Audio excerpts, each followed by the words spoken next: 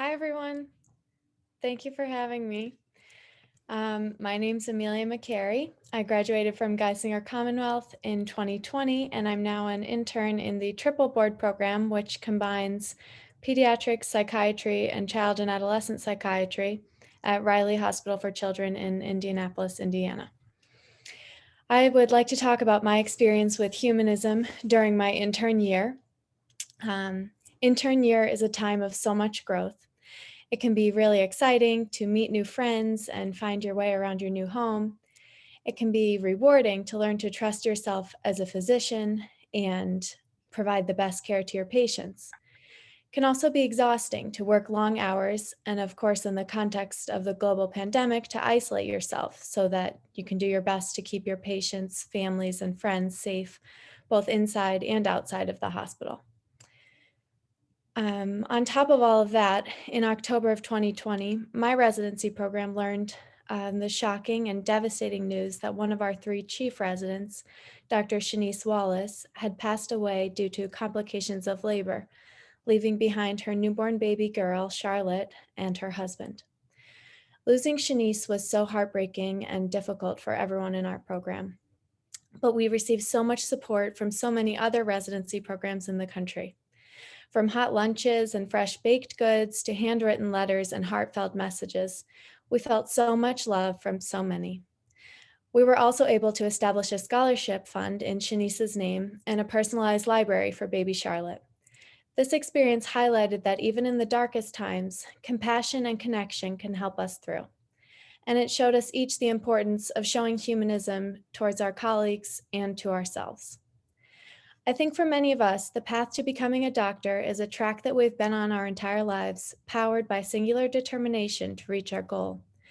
But I hope that this year and its many challenges have reminded each of us to focus on what is truly important. So I'd like to leave you with one of my favorite quotes that I think embodies humanism both for others and for ourselves. For what it's worth, it's never too late or too early to be whoever you want to be. I hope you make the best of it. I hope you see things that startle you.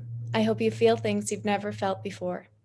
I hope you live a life you're proud of, and if you're not, I hope you have the strength to start over. Thank you, and congratulations to the Gold Humanism class of 2021.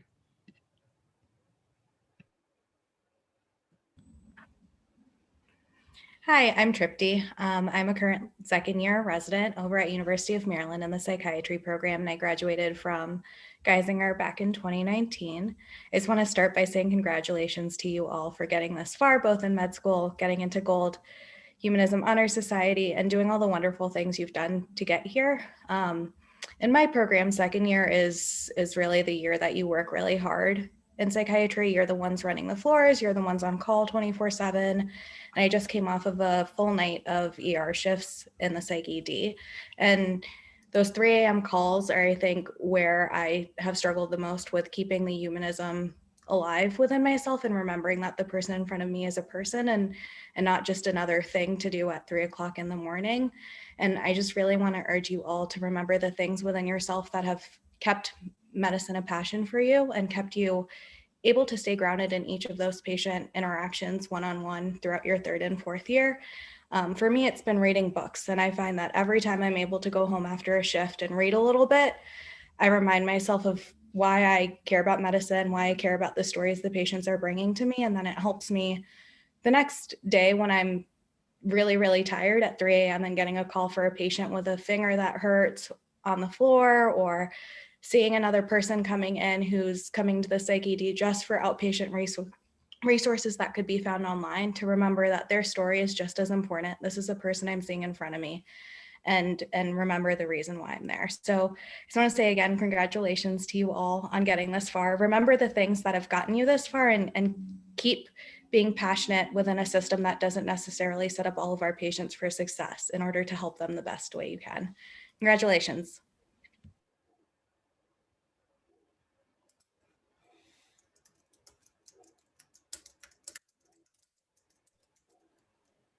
You'd think I'd know after a year of the pandemic to unmute, but I'm Bill Jeffries, Vice Dean here at GCSOM, and I really want to thank Dr. Shetty and Amy Klein for inviting me to speak here. I really look forward to this ceremony each year because it represents a celebration of our shared humanity. It goes really to the roots of the medical profession. I have the privilege of being a member of the Gold Humanism Honor Society, and I was pinned by Dr. Gold himself almost 20 years ago. I was fortunate to know Arnold Gold and was able to learn from him directly the reasoning behind the foundation of the society. And he felt that scientific thinking and business imperatives were taking medicine in a direction that didn't always listen to the needs of patients. And he recognized that most physicians derive at least some of their meaning in life through helping others and creating lifelong relationships with their patients and colleagues. He further observed that there were many recognitions from medical schools for research and clinical achievements, but none that addressed what he considered the most important pillar of medicine, the bond between physician and patient. So he and a small circle of humanistic faculty at Columbia University founded this society. He didn't want to name it after himself, but others convinced him to add his name to raise the profile of the society, since he was a world famous child neurologist. He once told me that it was important that the recognition of humanism in medicine be accompanied by ritual. He observed in the rabbinic tradition that the human brain associates both importance and comfort through ritual. Thus, the white coat ceremony and this ceremony were born. The society has a tradition of recognizing both students and faculty as exemplars of humanism in medicine. And today is no exception, as both our students and 2 faculty members will be recognized. Our faculty members have been chosen by our students as representing the best examples of humanistic care and education our school has to offer. We wholeheartedly agree with their insightful decisions. As student inductees, you represent the very best we have to offer our patients. And I'm heartened by your recognition as humanistic physicians in training, and I'm delighted that you will add to the growing roster of humanistic physicians graduating from our school. Good luck as you progress in your careers, and know that we're all proud of you and your accomplishments. It is both my honor and pleasure to introduce the newest inductees of the Gold Humanism Honor Society. Alexa Bala.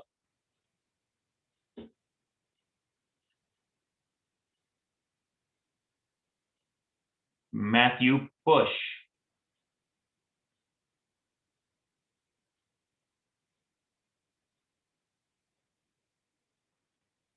Daniel Caridio.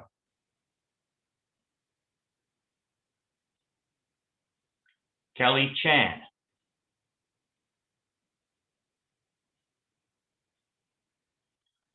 Elena Brenna Craig Lucas.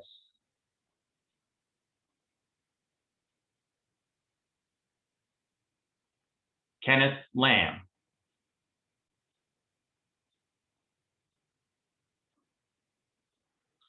Megan K. Loser.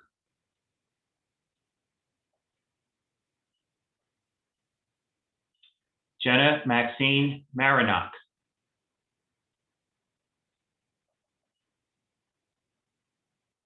Maura Morgan. Oops.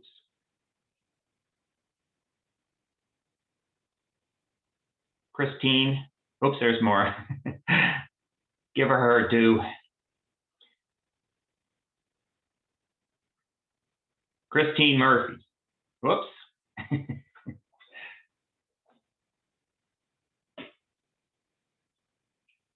Jasmine M. Santos.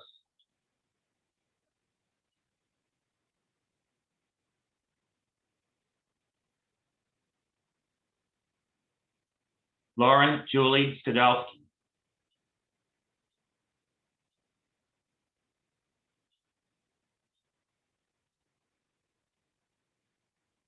And Madison Stroney.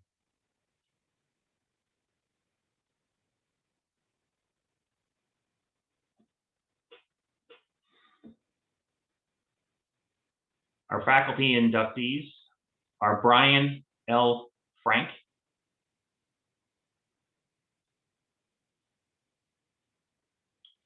and Cynthia Liskoff.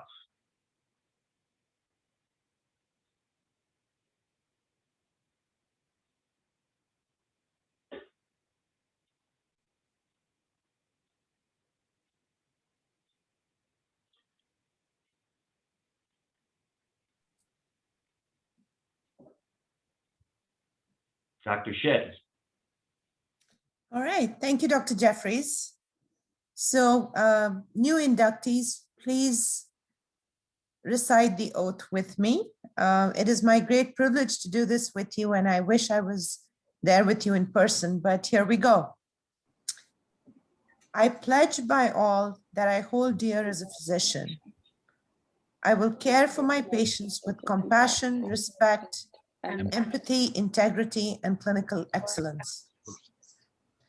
I will listen to my patients with my whole being. I will advocate for each patient as a unique individual.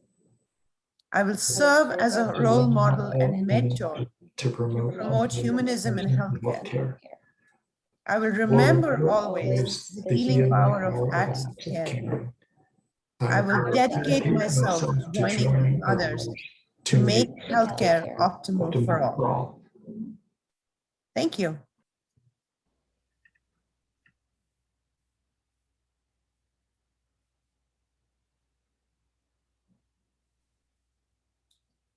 And now to the keynote address.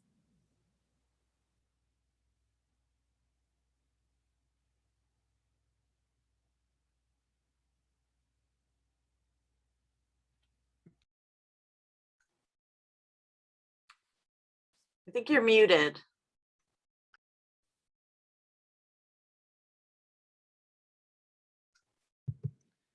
No, he's not muted. It seemed like his sound is not working. Can you hear me now? Yes. Yes. Okay, great. Yeah, you know, after a year of this, I still can't somehow get this right. Okay.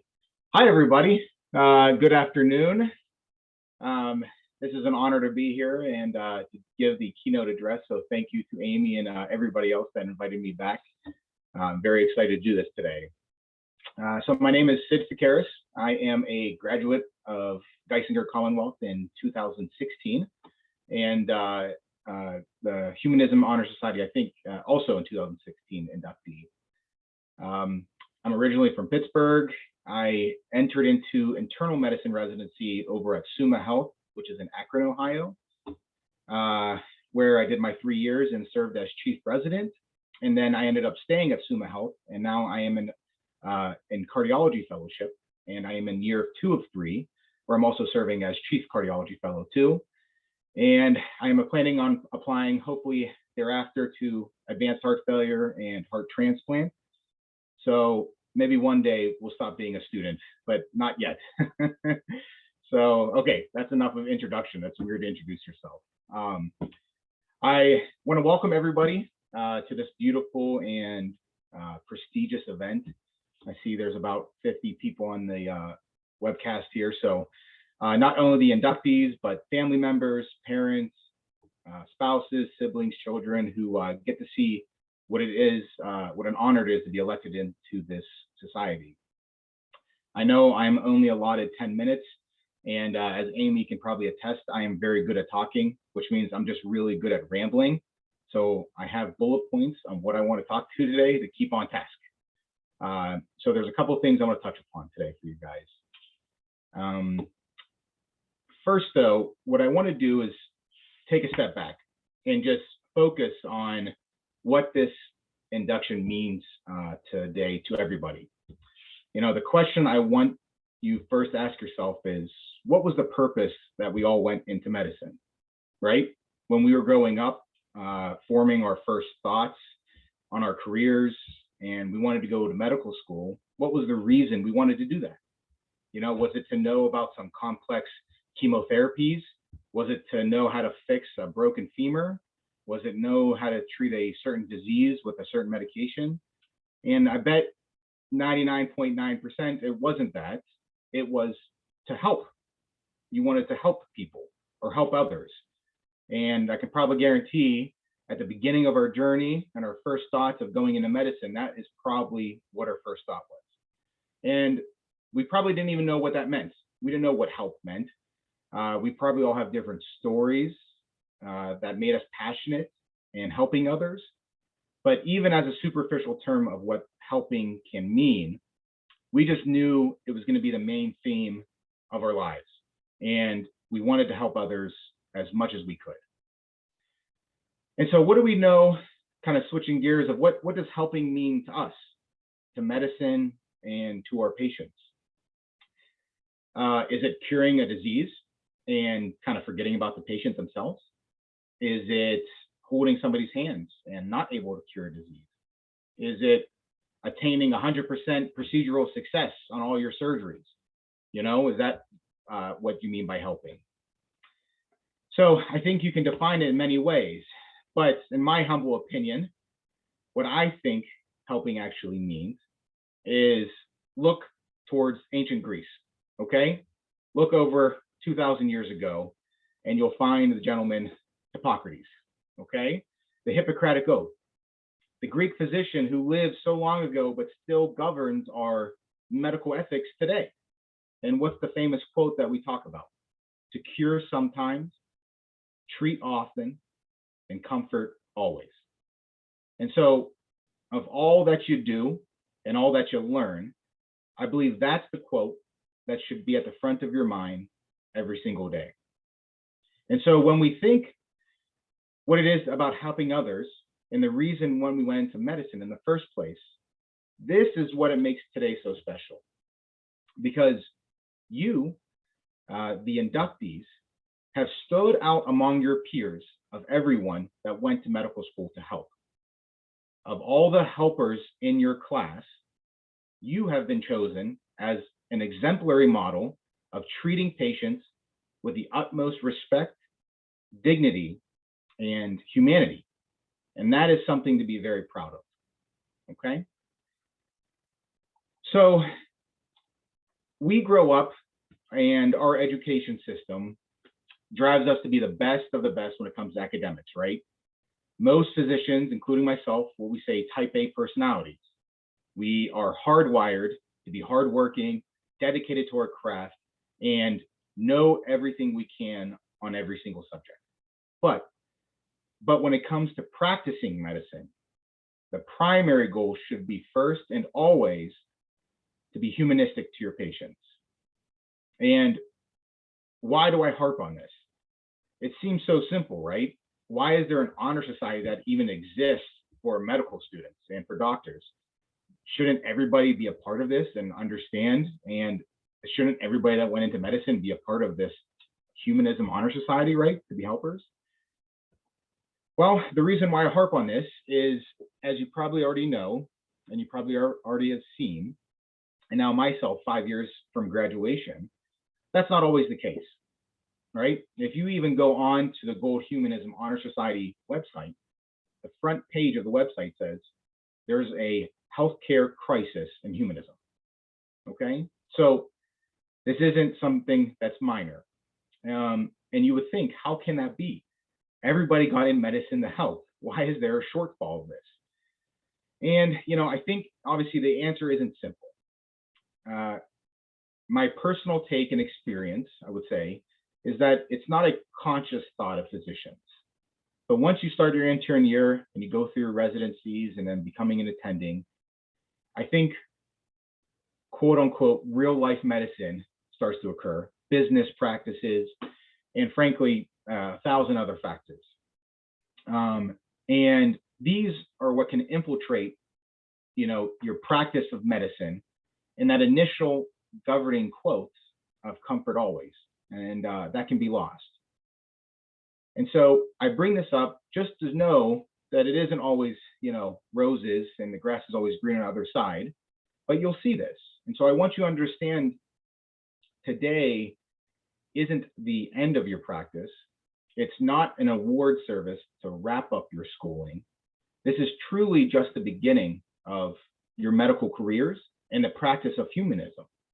And humanism is a skill, okay? And just like any other skill in your life, it will always need to be worked on.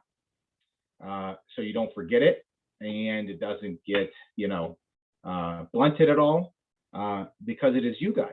You're the next generation who's going to be inspiring those below you and being the exemplars of humanism and medicine, okay? So that is something to always be aware of. So I do have a quick short story to tell you. It's about a patient interaction. This was back in October of this year, so somewhat recent. And let's call the patient Mary. Wasn't her name, but we'll go with Mary. She was 87 years old. She was born before World War II. She grew up in Italy, born and raised in Italy. She bounced around different European countries. Before she immigrated to the United States with her family, she bounced around a couple of states before ending up in Akron, Ohio. She lived a colorful life, to say the least. Well, it's October, and I'm having an early dinner, saying goodbye to my family, because I have to go work in the night shift. I am doing my night call that night. So I get into work. It's the usual barrage of lots of pages immediately, multiple sick patients, a lot of heart disease out there. And well, it also turns out this is the night that it's Mary's time to go to the hospital. And Mary was in bad shape. Mary had a bad heart condition, and it was quickly getting worse.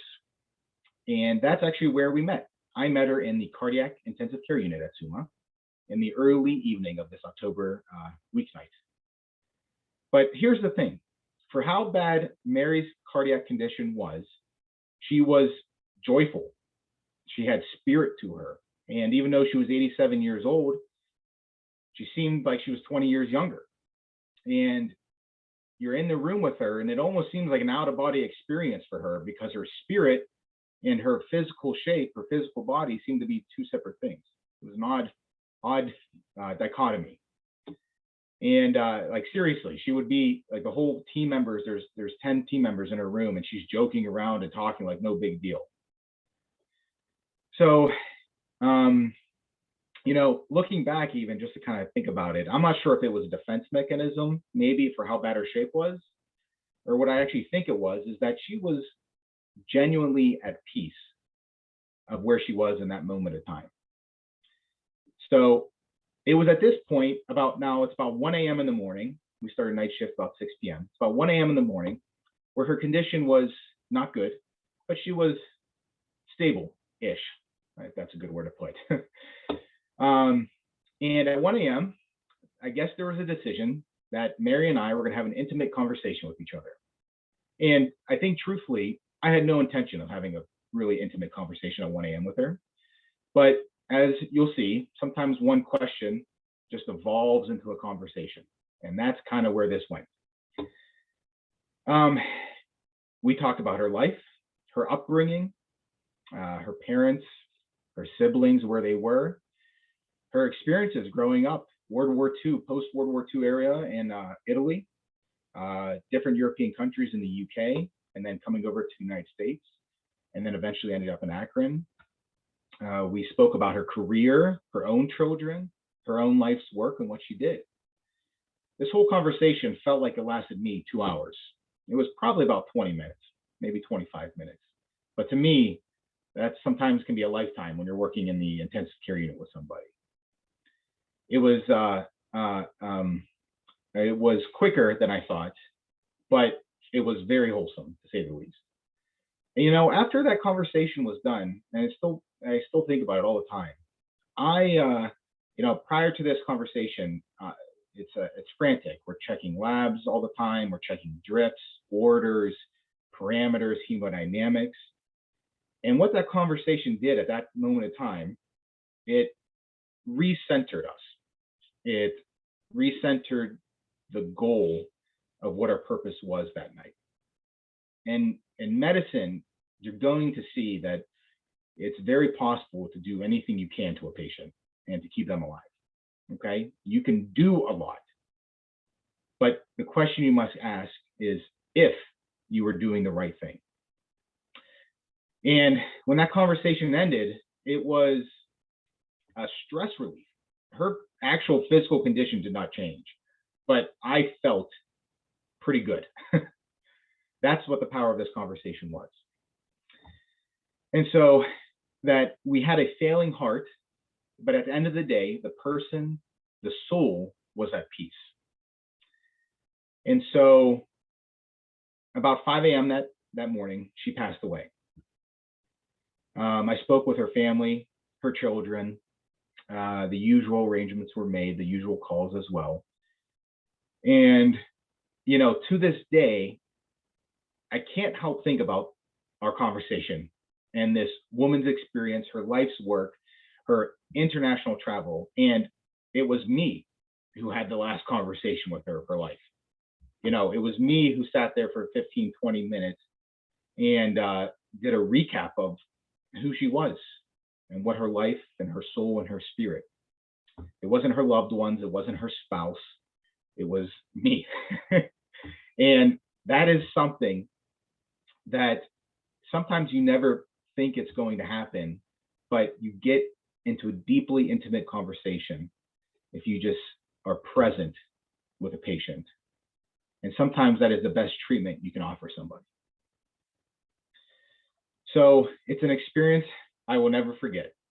In the face of all medical adversity, it was the humanism that saved me, that saved her. You know, our souls felt cleansed. And looking back to Hippocrates, it was the comfort always that really took charge there. So I know that's a little deep, but I want you to understand how powerful the practice of humanism is and how it can be a significant treatment option for patients when some others might not think it is. You can spend years learning the books, right? You have your face in books 24/7. But it is just as important to connect with your patients on a humanism level as much as the knowledge that you know as well. So that concludes my talk today. I wish I leave you with the hope, the inspiration, and the encouragement that humanism in medicine is here. It's here to stay. And it is the primary goal of all of us as providers to our patients. And when I look at all you here today and see your accomplishments and see you, the helpers, being the exemplar models that you are, I have confidence to say that we are in good hands and that it is your time to be the leaders in medicine. So make sure you go out, you conquer the world. Make sure you keep in contact with the Gold Humanism Honor Society. Their website of www.goldfoundation.org is an awesome resource for many things, and they have active conferences. So I would make sure you guys continue that as well. And congratulations and welcome to the Gold Humanism Honor Society. Thank you.